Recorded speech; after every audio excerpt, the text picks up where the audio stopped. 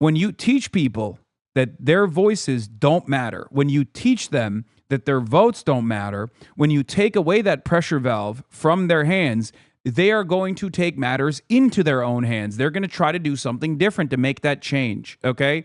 There's only so much pressure you can apply to the public until they fight back. And this, once again, is analysis. It's not an endorsement. I'm just telling you what ends up happening in normal circumstances. Throughout history, this is always what has happened. Okay? Tyrants get toppled at the end of the day because there's only so much unresponsive authoritarianism that people will take before they take matters into their own fucking hands.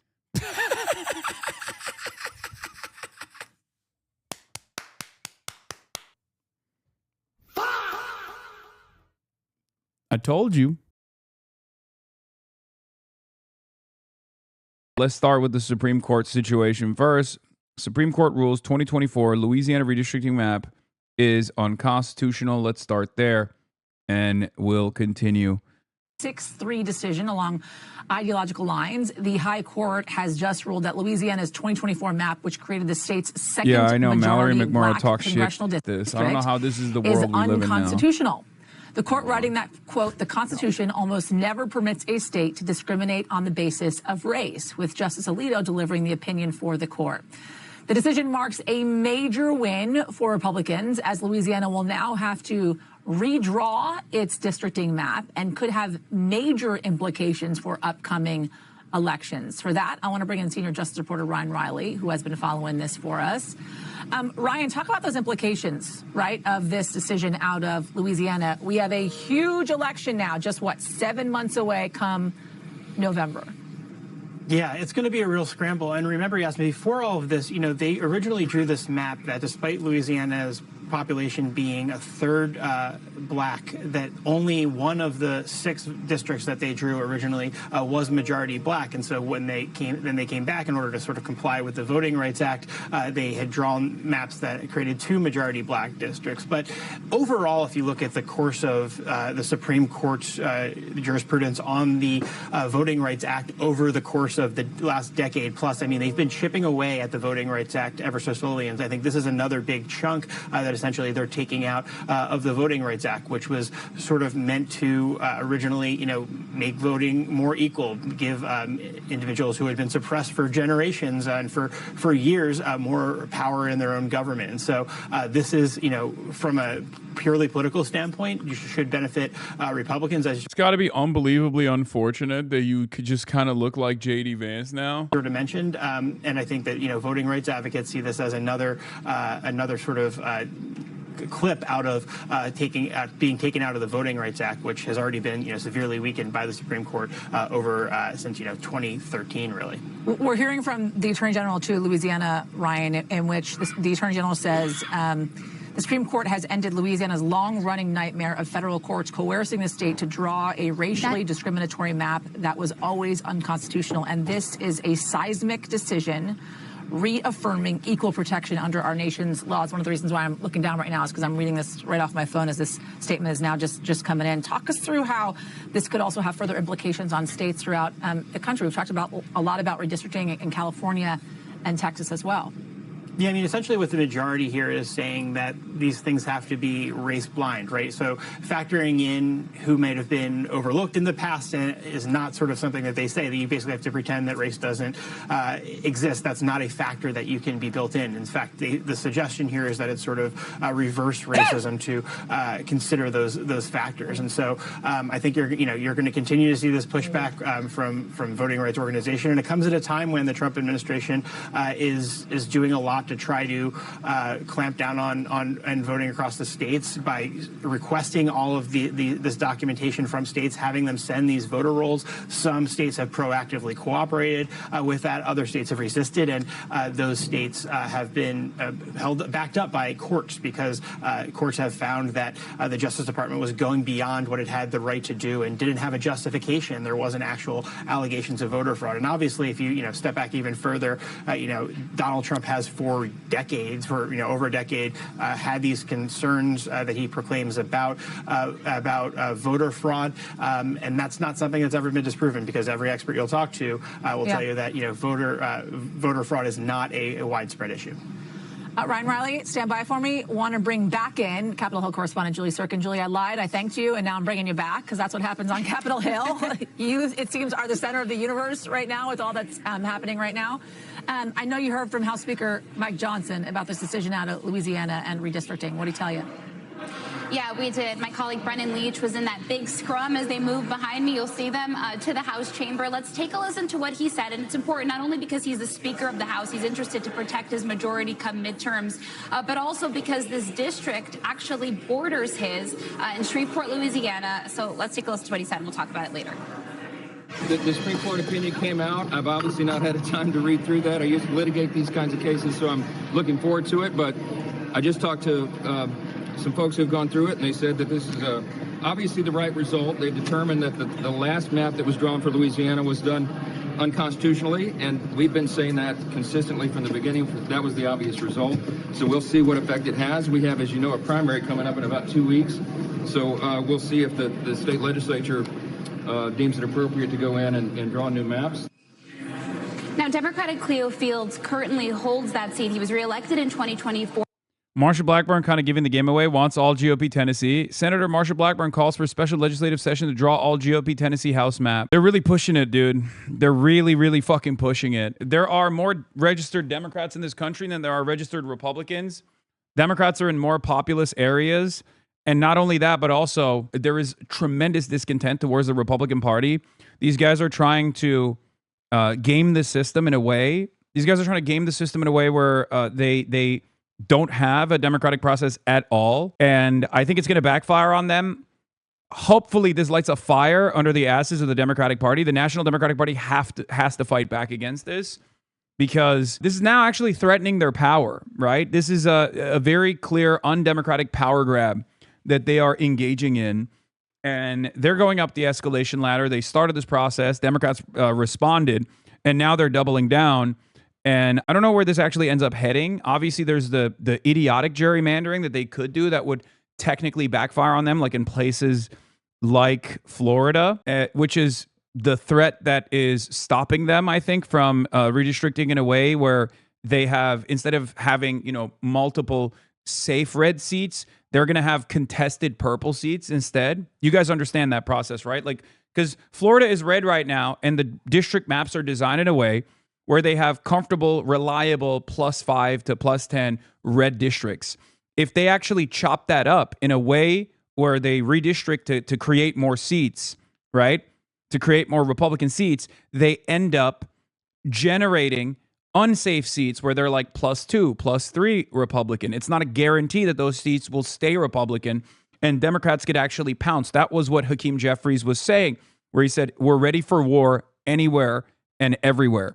What he was talking about is if you redistrict in a way where you now have contested seats, we will put money behind making sure that those new seats that you design that are supposed to be reliable Republican seats, because of the purple nature of said seats, we will do everything in our power to win those seats. So it's a good thing that the Democrats are aware of. Yeah, they call it dummy mandering. I don't really like that term that much, but ultimately it's very clear. It's very clear that the Republicans are doing everything in their power to make sure that no Democrat votes are ever heard. Like, no Democratic voices are ever heard. Obviously, they've done this in the South for many, many years. Is a big part of the redistricting is to undermine the black vote and to eradicate the black voice in general from participating in the political process. Obviously, Louisiana's redistricting is a great example of this, as they very clearly explained. A third of the state is black, and yet they're doing their very best to rewrite the map in a way where black voices are just not heard at all in the state. This is what's happening in Missouri. State GOP gerrymandered, and now there's potential 2 socialists to have seats in Congress from here, Cori Bush and Hartzell Gray. Exactly. Well, I will be at the heart of that redistricting process, where I will be in Missouri on Friday on May Day alongside Cory Bush. It goes beyond congressional maps. Everyone is discussing congressional districts, but the VRA effects were up and down the ballot with huge implications for who holds local power.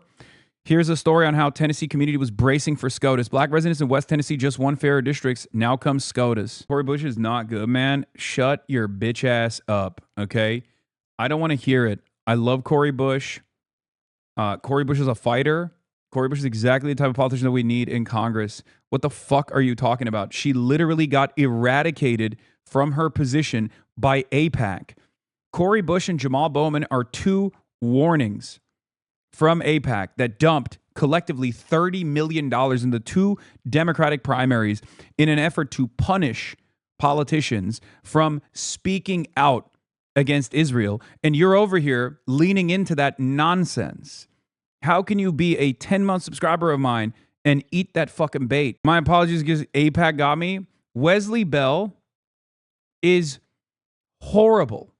Okay? He can't even face his own constituents. Last time he did a town hall, he brutalized his constituents and he packed it up and he never did a town hall ever again. He is entirely an AIPAC stooge, okay? Through and through. He is an empty suit filled to the brim with AIPAC dollars. He was Cory Bush's replacement. I think you're thinking of Cory Booker, who is a man. Cory Bush is a female representative. What's crazy is if white people in the deep South, Alabama, Louisiana especially, vote normally compared to the nation, those states would be like D10 because of how many black voters there are. It's just the white people there are so poor and so brainwashed, they vote like R plus 40 compared to like Utah or Michigan. Anyway, ABC Hasan Piker getting the same treatment. Jimmy Kimmel can take shelter from recent sick Trump joke controversy in his $8 million mansion.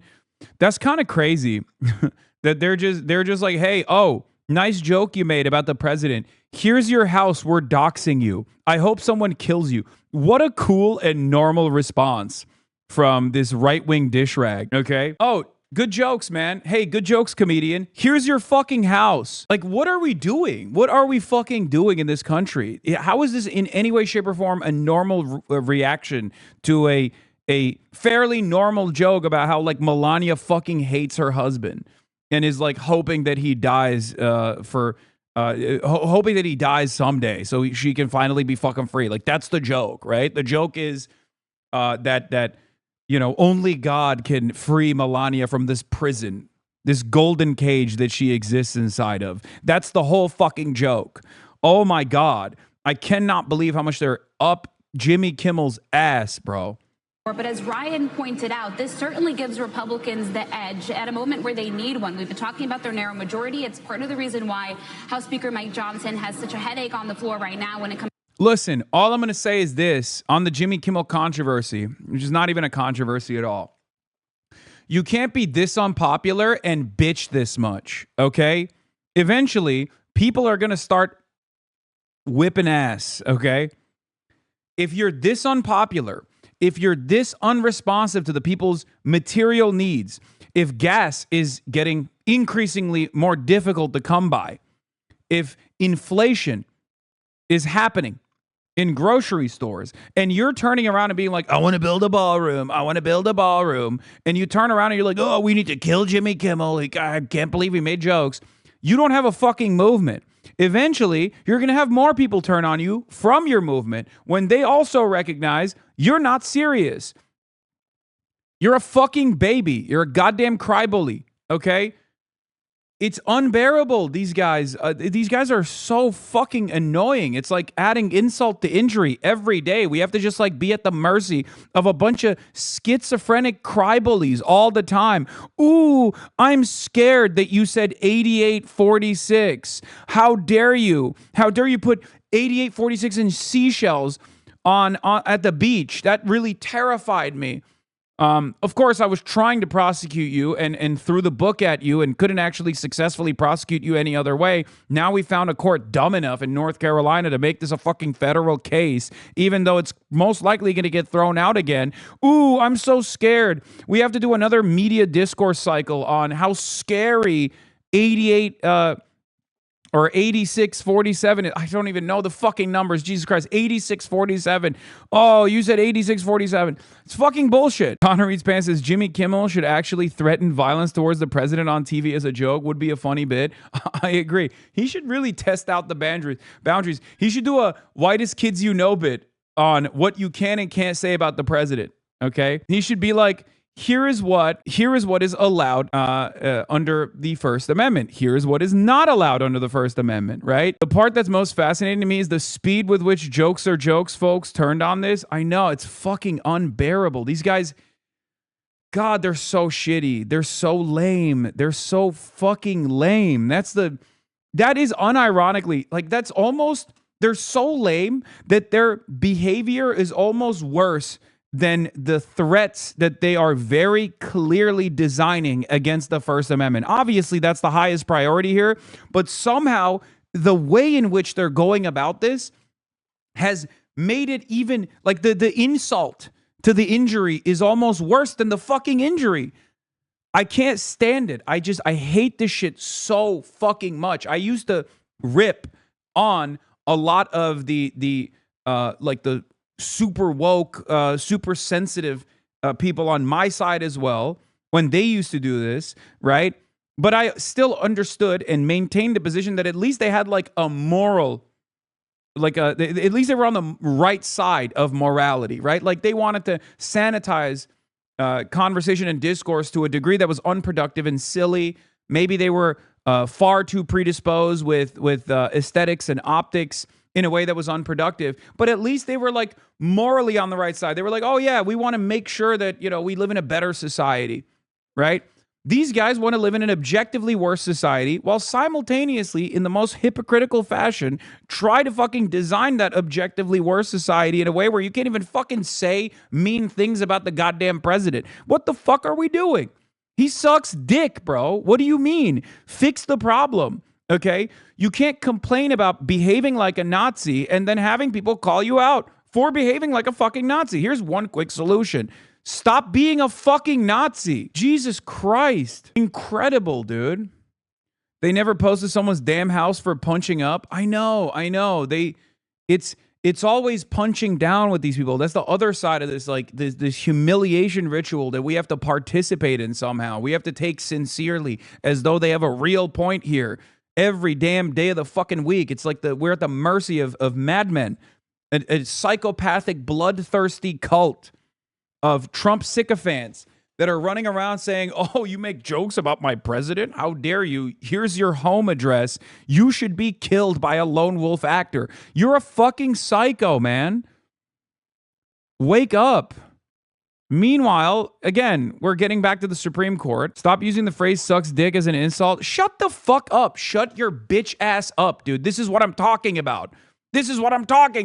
Stop being so fucking sensitive, okay? Jesus Christ, I hate it. I hate it so fucking much. Oh my God, I hate it when all of you fucking school marm woke lords do it, and I fucking despise it when the Republicans do it, okay? It's annoying across the board. Nobody likes it. Okay? No one. And I mean, no one likes it.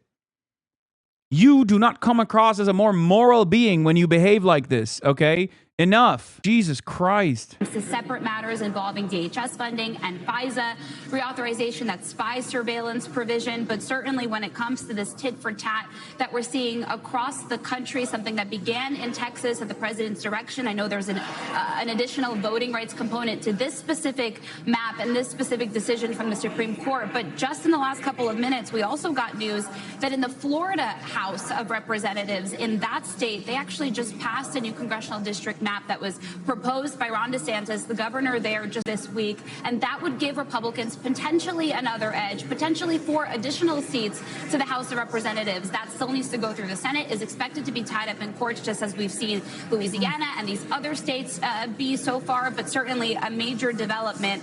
and one that Republicans and Democrats are both paying attention to. The chairwoman of the DSCC, this is the committee tasked with reelecting Democrats in November, she put out a statement already, Susan DelBene, saying that this case may have been brought on by those who seek to suppress the votes of millions of Americans, but she says these schemes will backfire. She talks about how corrupt it is, a targeted assault of voting rights of Black and brown Americans, but she did say that Democrats remain poised to retake the House majority in November. So extremely interesting dynamic happening here as these competing maps move through the courts. If Republicans aggressively gerrymander the South and eliminate up to 10 Democratic seats under a narrowed VRA, Democrats could respond in blue states. For example, this 52-0 California map could become legal, flipping 4 red seats to blue. That's what I'm saying. There's just like significantly more seats that you could aggressively gerrymander. And then obviously the Supreme Court would decide, the Supreme Court is going to decide that that's unconstitutional, even though all the other Republican redistricting points are constitutional. It's just going to be tit for tat until people realize that there is no more democratic process, right? The democratic process doesn't matter. They don't realize that, like, people are not going to take this quietly. If you keep pushing people over and over again, if you tell them that there's no pressure valve, because that's what democracy is at the end of the day, the democratic process, your vote is a pressure valve. When you teach people that their voices don't matter, when you teach them that their votes don't matter, when you take away that pressure valve from their hands, they are going to take matters into their own hands. They're going to try to do something different to make that change, okay? There's only so much pressure you can apply to the public until they fight back. And this, once again, is analysis. It's not an endorsement. I'm just telling you what ends up happening in normal circumstances. Throughout history, this is always what has happened. Okay? Tyrants get toppled at the end of the day because there's only so much unresponsive authoritarianism that people will take before they take matters into their own fucking hands. You can sit around in your ivory tower and fucking cry endlessly about commentary and you know, things that I'm saying. Oh, Hasan Piker, we got to condemn Hasan Piker. He's like pointing to how unstable things are for the ordinary Americans. You can do that every day, but this disciplining operation is not going to take the problems away. Okay? And for the Democrats, my warning is simple. Okay, if you don't lean in to the anger that people are experiencing right now and you don't offer them an alternative and you think you can sweep these problems under the fucking rug, you are making way for more reactionary forces, because Republicans love that anger bubbling up. They see that tension, they see that angst, they see that animosity, and then they redirect it back to undocumented migrants. They redirect it back to documented migrants. They redirect it back to trans people and then gay people, okay? They redirect it back to women's rights. They will take every single civil liberty away piece by piece because it's always a distraction for them. It's always red meat for their base because they are never going to solve the economic crises. They're contributing to the economic crises that people are experiencing, and they have to constantly dangle red meat in front of the dumbass fucking cult that they have cultivated. And if the Democrats don't actually respond with an alternative vision that chooses to identify these issues and solve them, we're just going to be a fucking one-state fascist country, and all of you guys are going to be in the concentration camps alongside people like myself. So you're a fucking idiot for that reason as well. This is why I also am unbelievably critical of the Democrats too, because they don't fucking fight back. They rarely ever fight back. And when they do, I give them credit, like the redistricting initiative in Virginia. I thought that was a great idea. We need more things like that. But here's a great example of the Democrats not doing that right now. In the day, after 2 months of Donald Trump illegally waging a war of choice against Iran, destabilizing the energy markets all around the world, ruining previous allegiances that this country had with other countries in the Asia-Pacific region, for example. There's supposed to be a war powers resolution that Josh Gottheimer was advancing, okay? It's not on the House schedule for today because Josh Gottheimer is advancing a different resolution instead of his Iran war powers resolution, which is already 2 months too late, okay? It's already 2 months too late. What is Josh Gottheimer, Democratic senator, or a Democrat from New Jersey, sorry. What is he doing? What is he doing instead? A bipartisan resolution from House Rep Lawler, Mike Lawler from New York, okay, whose opposition I'm boosting, Effie, as you guys know, and Josh Gottheimer from New Jersey are condemning me and Candace Owens for anti-Semitic rhetoric and conspiracy theories, and also calls on social media companies to take appropriate steps to enforce their policies against hate speech and prevent the spread of anti-Semitic content. Okay?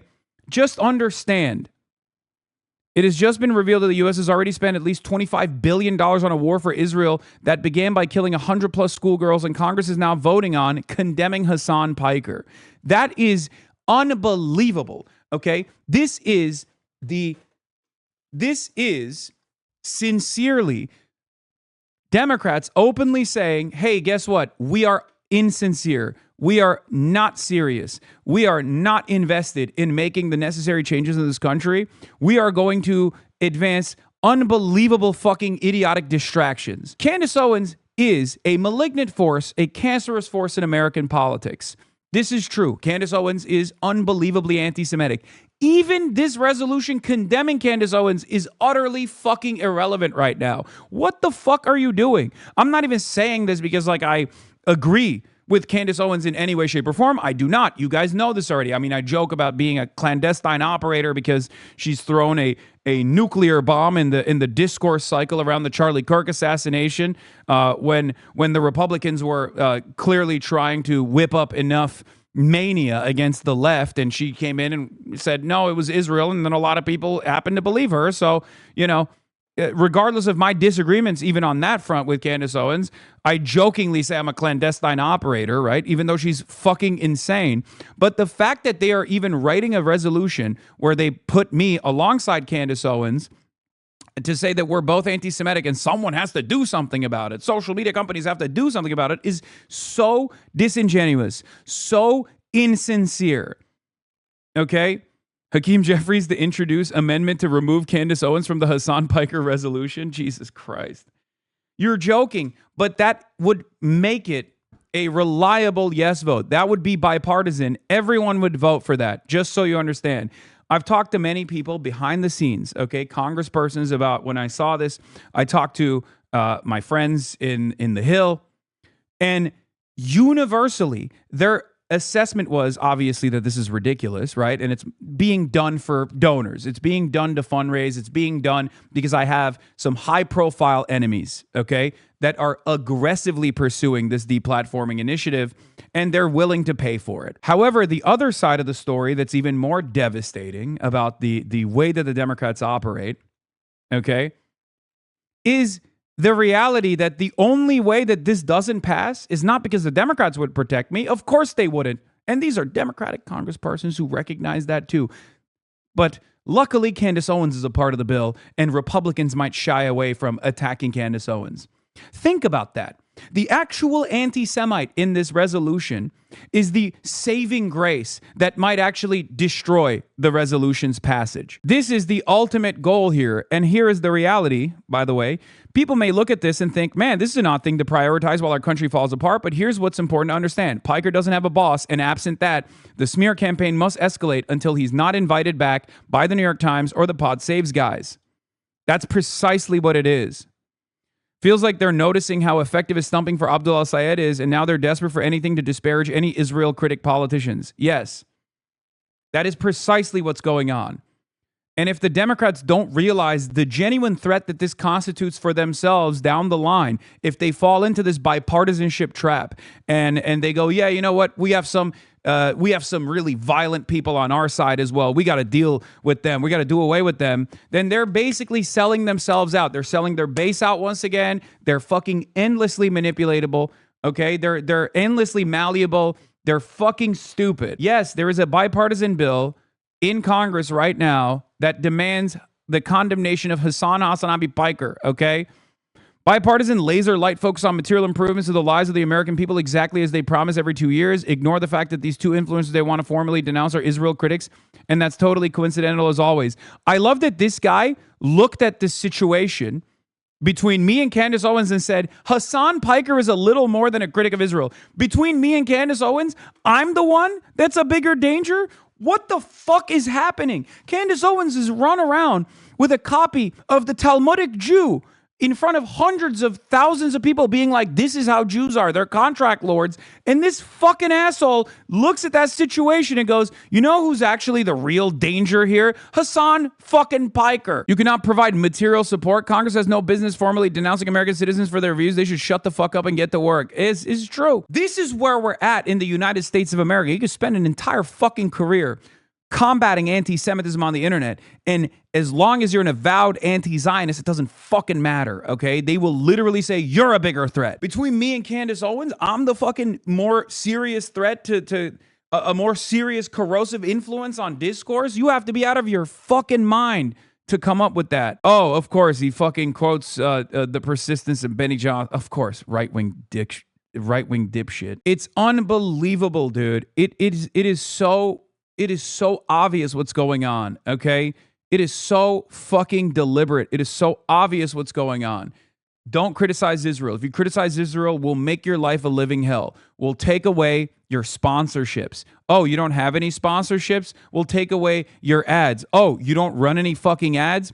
Well, we'll take away your platform. We'll do everything in our power. We'll hope that someone might get the right lesson. We'll activate a schizophrenic psycho to come and assassinate you. Okay, that's what we'll do, because God forbid you have a large enough audience and you're an avowed anti-Zionist. You combat anti-Semitism and you're also an anti-Zionist. You're a threat. That's what this is. And what these people don't understand is that I'm not alone. Okay, I'm not alone.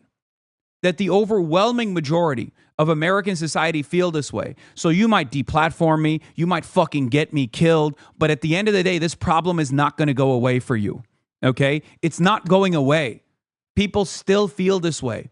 People know the truth. So you have to address it at some point, okay? That's it. It's unfucking believable. It's not, luckily for now, reasonable people obviously are on my side and recognize how insincere and how ridiculous this shit is.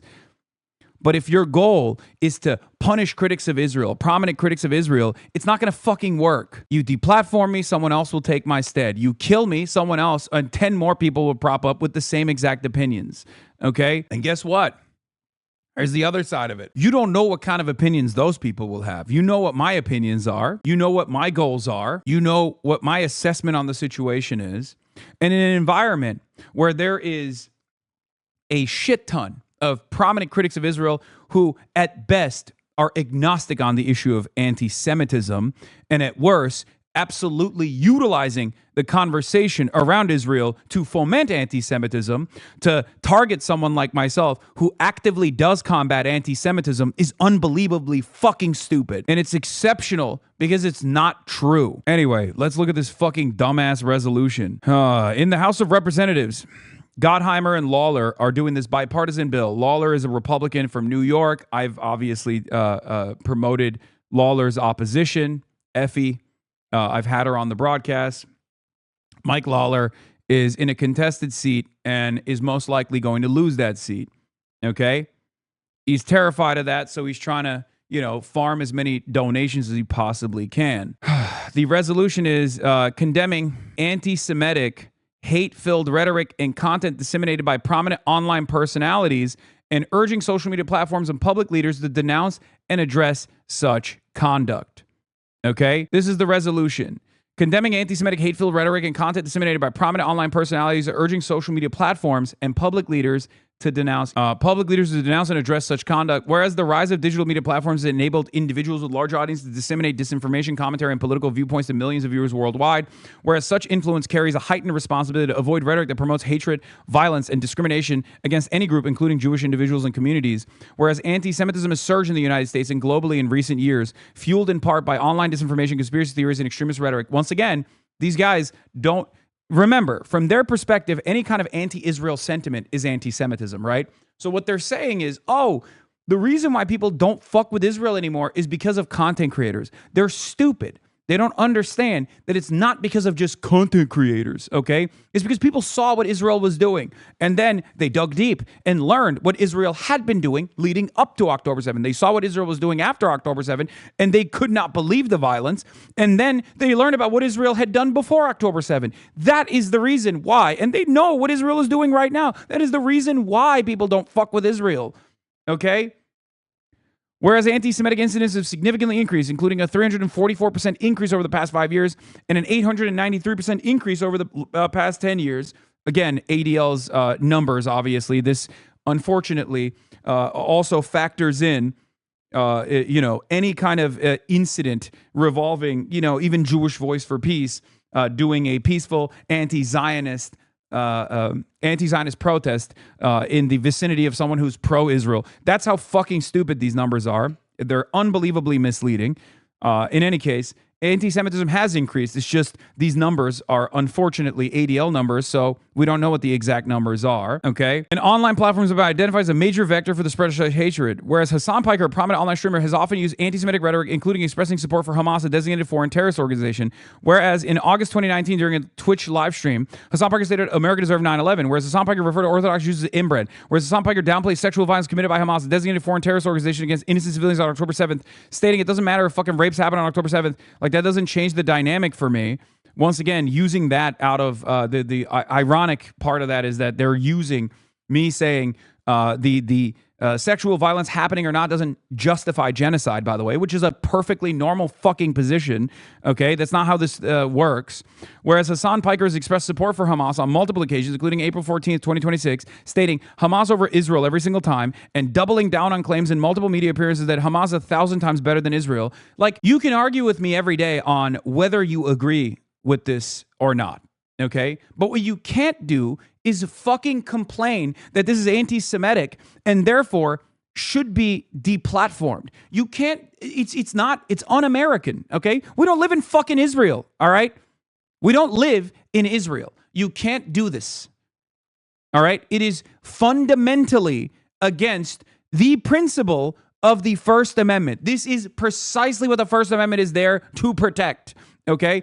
Oh, I don't agree with this person's assessment, and therefore he should shut the fuck up. Here's a congressional mandate to get this guy to shut the fuck up. Here's a bipartisan resolution to demand the deplatforming of one content creator that Israel doesn't fucking like. That is unbelievable. Anyway, so as you noticed, with the exception of the refers to Orthodox Jews as inbred, right?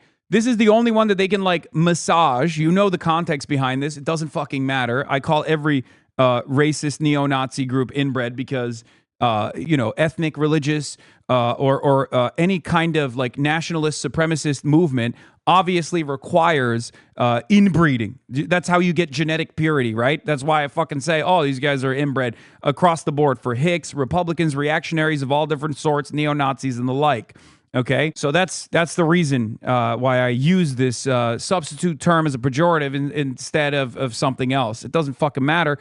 Who cares? That's the only one that they can at least like manipulate around to imply some kind of like borderline anti-Semitic statement. I even recognize that, but it doesn't fucking matter ultimately. Now, if you noticed, every single other thing is foreign policy related. Every single other thing is Israel related. Okay, even the ultra-Orthodox joke that I made about fucking settlers, like inbred settlers, is Israel-related, but it doesn't matter. Now let's look at Candace Owens. Whereas Candace Owens has employed rhetoric that has included conspiracy theories accusing Israel of controlling the United States government, promoting false claims that Jews are taught by ancient religious texts to hate non-Jews, and casting doubt on the truth of the stories of Holocaust survivors.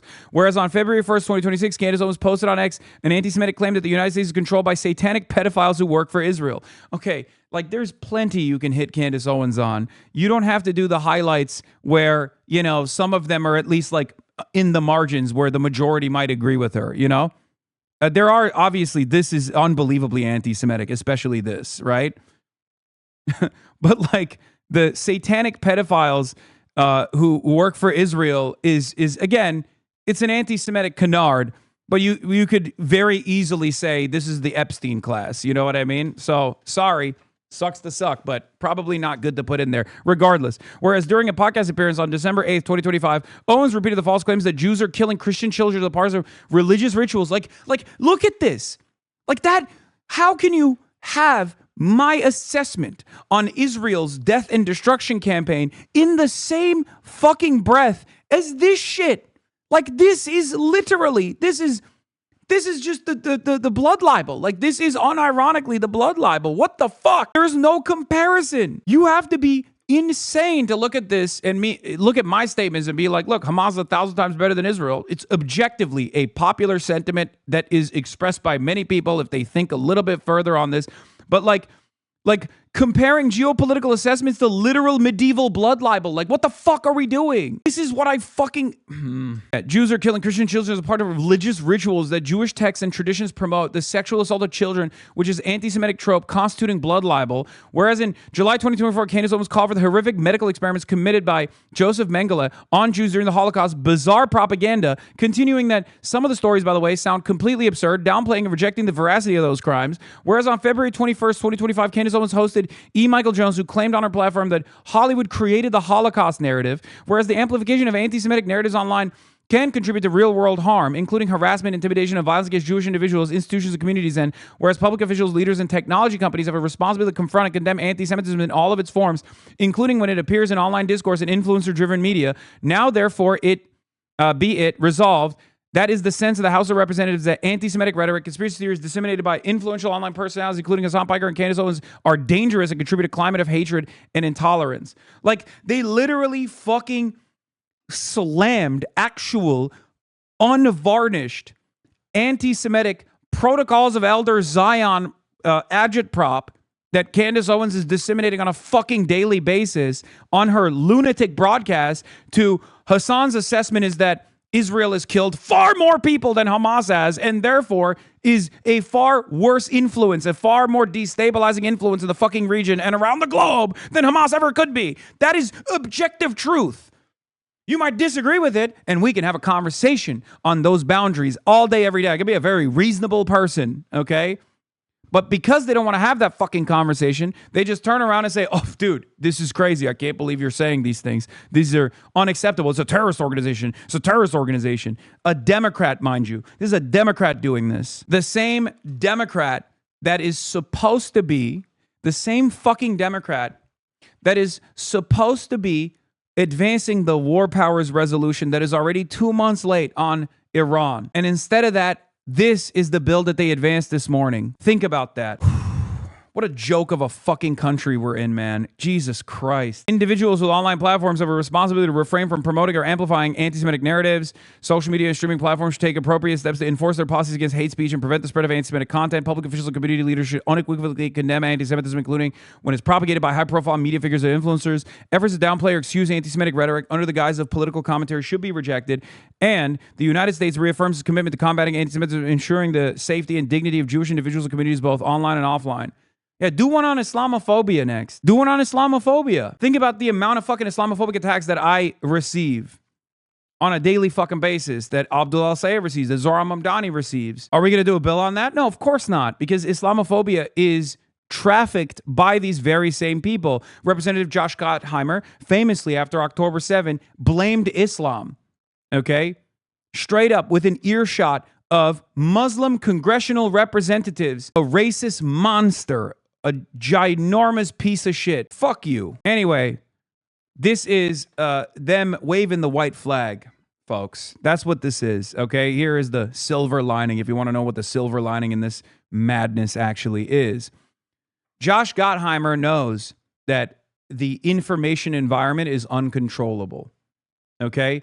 So they're testing out the boundaries of how much disciplining they can do with congressional resolutions like this. That's it. They're trying to see if social media companies will bite on this nonsense. They know that they can't win this conversation back, but the very least they can do is, you know, buy and sell TikTok with the hopes that people stop saying mean things about Netanyahu and Israel, with the hopes that they can enforce this action upon Amazon and Twitch so that other content creators will think twice. Well, fear not. Most content creators are fucking cowards anyway, okay? Don't worry. They're already worried about their fucking corporate sponsors. Don't worry about that, King. I guess that's the real problem. It's because I don't have any fucking corporate sponsors. The real problem is I'm not beholden to any corporate interest. I'm not controllable. Okay? You have a platform of this magnitude, of this size, and it's not controllable by the regular groups that have some semblance of influence over most people, because most people want to make fucking money. Okay, when they see someone who goes, no, I don't want that. I just want to say the truth. I don't give a shit. I'm backed by my fucking fans. They lose their minds. They don't know how to deal with it. They're like, whoa, whoa, whoa, this is dangerous. That's what it is. Fox News, that has not spent a fraction of the time or energy focusing on the Epstein files, is doing this. Help, the Supreme Court just gutted the Voting Rights Act and the president is threatening innocent countries with mass murder. Diet MAGA AIPAC Dems doing this shit. Yes, exactly. One House colleague of Lawler and Representative Josh Geimer, the gluttonous Israel First monster, Representative Fine has said far worse than Hasan Piker, and censuring Fine is actually a part of their job, but this is all about Israel, so Randy Fine is okay.